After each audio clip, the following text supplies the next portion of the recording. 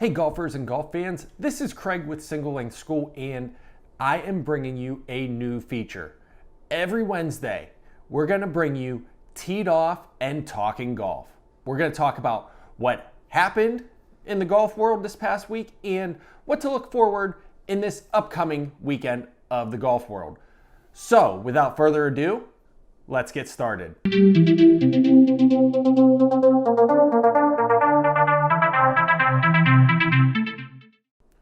So if this is your first time visiting my channel or you're stopping back but haven't done so yet, do me a favor, hit that subscribe button down below, hit the notifications bell right beside it, and if you like what we're talking about, hit that thumbs up button down below and show me a little bit of love. Don't forget, you can go give me a follow on my social media channels, over on Facebook, over on Instagram, and over on Twitter. And for other things golf related, including lessons, tips, tricks, check out my website, singlelengthschool.com. But this new feature, we're talking golf. So you don't have to be someone that uses a single plane swing or uses single length or one length irons. We're just bringing some great golf talk and some of my insights and thoughts onto or into what's going on in the golf world. And first things first, we just finished the US Open. Jon Rahm, great performance. And let's talk a little bit about the US Open itself. So we know Jon Rahm won it, and he had one hell of a final round to pull away. Louis Oosthuizen was right there too. And really, I don't want to take away from what Rahm did, but it really seemed like the US Open, as in years past, is who and how many are going to collapse. And maybe the biggest collapse in many recent memories was Bryson. Bryson had a one-shot lead going into the back nine and finishes over par for the event. He took an 8.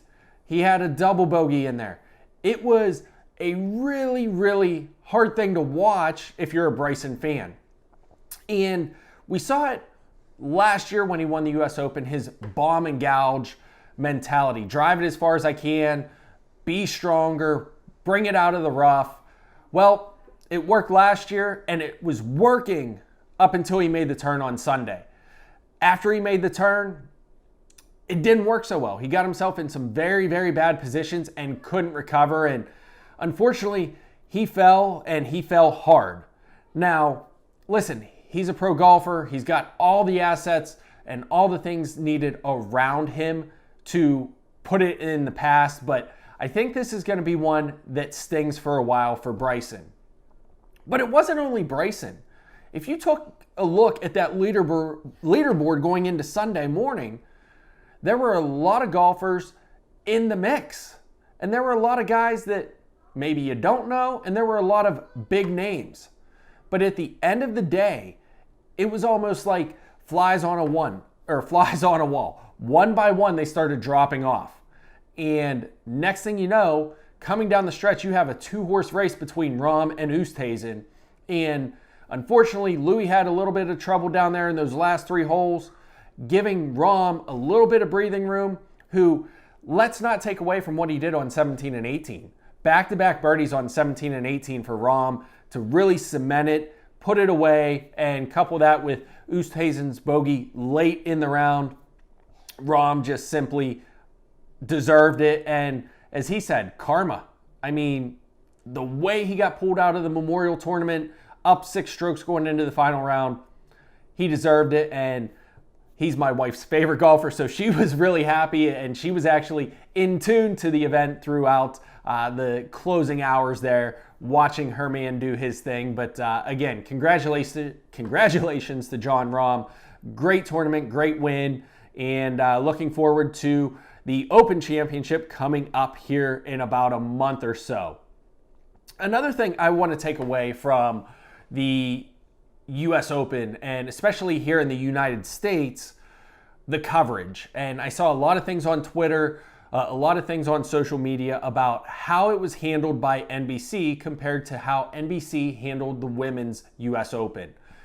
It was a tale of two dichotomies. And I can understand why NBC did so, but to me, I don't think it was treated fairly, especially from NBC, the home of the Golf Channel. You think they would have shown the same amount of respect to both events.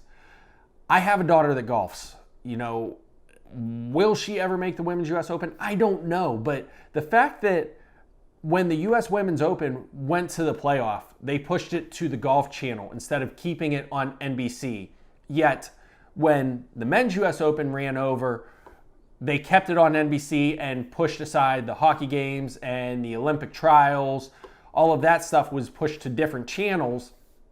You can really still see that there's a line between men's and women's golf. And I don't think it's a fair line. I don't think in this situation the women were treated fairly. And I get it. It comes down to dollars and cents with commercials and ad revenue. And yes, the Men's US Open is going to bring in more ad revenue than the Olympic trials and hockey.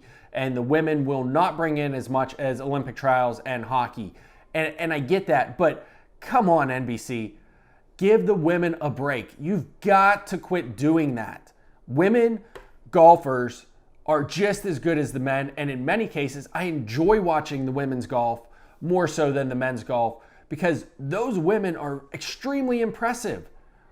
Golf Channel, you talk about growing the game. You're a part of NBC. You've got to fix that. That cannot happen. That was unfair, and to me, not only do I think it's a knock on the game of golf, I think it's truly a disgrace to the women golfers out there, and I think that's something that needs to be changed. So I'm in the same boat as a lot of people on social media. I don't think the women got the fair shake.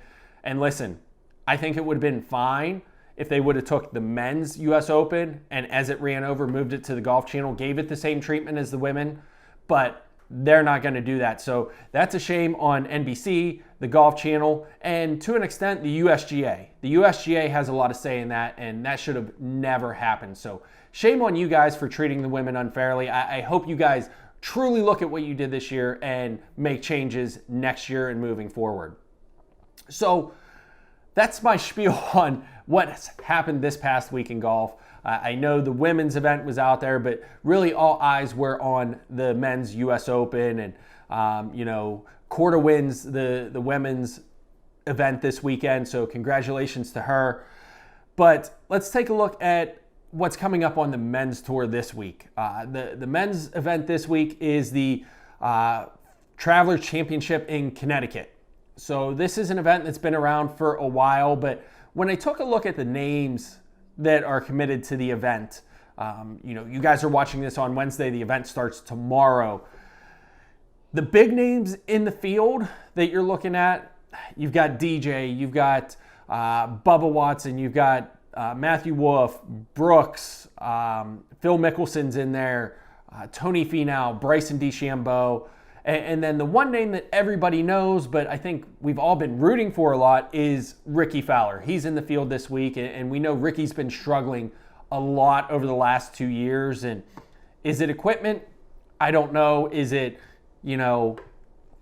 something with his vision? Possibly. I know he switched to prescription sunglasses that seem to be helping him. His last few events, he's been playing a little bit better.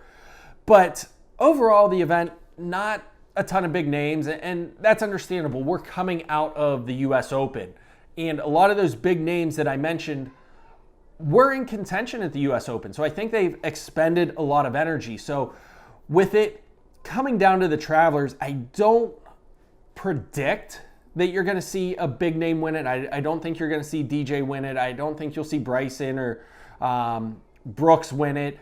I'd love to see Rickie win it. I'd love to see Tony Finau finally, get back on the board, and I think he has the potential to do so. But if I'm a betting man, and by no means take this as betting advice, but if I was putting money on the event, on certain golfers to finish top 10, top 5, things like that, here's who I'm looking at. I think you can see Stewart Cink finish top 10. He's a 2-time winner this season. Yes, I know he's up there in age, but he's been playing extremely well. And it seems like the events that are kind of off the radar a little bit are the ones he's really excelling in. So I look for Stewart Cink to have a good weekend and do well at Travelers. Keegan Bradley, he's had a great season. I think he's probably been the most under the radar player all year. He's had a couple runner-up finishes, a good bit of top 10s, some top 5s that, he hasn't been on the radar for many people because he's not that big name. He's not a DJ, he's not a Brooks, he's not a Bryson, and I get it. But Keegan Bradley's played extremely well all season long, and I look for him to, again, bring that form back at Travelers and do something that is resembling a top 10 finish. Another one that I'm looking to kind of break out. It's been a while. It's not a name that you don't recognize, but I look for Kevin Kisner to finally break out a little bit here at Travelers as well. When I'm saying break out, do I think he's going to win it? I don't know. Do I think he has a good shot? I think he does have a good shot. I think he's capable of producing a top 10 finish as well. Ian Poulter's another guy. Ian Poulter, I think, is someone I think is due for a top 10, a top 5 finish, specifically a top 5 finish. So I think Ian Poulter is going to pull some things out and really show some things at Travelers this week. And honestly, the one guy I'm rooting for, well, there's two guys. I'm rooting for Rickie. I'd like to see Rickie do well. I'm rooting for Tony. I'd like to see Tony do well. But a guy that I really enjoy watching his interviews, and I think he's really down to earth and tells it how it is Pat Perez. Pat Perez is someone that's been on tour for a long, long time. And by no means am I calling Pat Perez old, but he's been out there. He's been grinding, and he's a golfer I've always enjoyed watching. It's just the way he handles himself on the course. He reminds me a lot of myself out on the course. So Pat Perez is always someone I really enjoy watching out on tour, and I'd love to see Pat finally get back in the winner's circle, get back into a top 5, kind of get himself back into a position to earn his way into the Tour Championship. So that's kind of what I'm looking for out of Travelers this weekend. And then, we've got some of the other tour events going on, what's going on in Europe leading up to the Open Championship. We've got, the women's tour that I'll sit down and watch with my daughter. So I don't know the exact name of the event. And as I said, this is the first episode of Teed Off Talking Golf. But as we move forward, I'm going to make sure to remember and have notes on what the women are doing and what the men are doing, what the European Tour is doing, what the seniors, or I shouldn't say seniors, but what the Champions Tour event is doing. So, but I did want to get this out there, introduce this new fun segment, and I want to invite you guys to participate as well. So if you guys have any questions, want to get my thoughts on anything when it comes to this new segment, Teed Up and Talking Golf, I want you to do me a favor. Send me an email. Send it to singlelengthschool@gmail.com. In the subject line, put Teed Off and Talking Golf. So I know that you're wanting to talk about something or wanting me to talk about something during the next episode. So send the email to me. That way I can add it into what we're going to run down and talk about. And again, thank you guys. I hope you enjoyed this segment. If you did, and you enjoy this new little feature where we're going to talk about what's happening in the world of golf instead of the instruction and the tips that I give multiple times per week, give me a big thumbs up. Let me know you like this video. If you haven't yet done so, hit that subscribe button down below. Hit that notifications bell right beside it. And if you want to send me a direct message through social media for a topic during this session or during this during one of the upcoming episodes of Teed Off and Talking Golf, you can find me on Facebook, Instagram, and Twitter. You can send me a message there. Make sure you like and follow the pages. And as always, until next week, I'll see everyone in the fairway.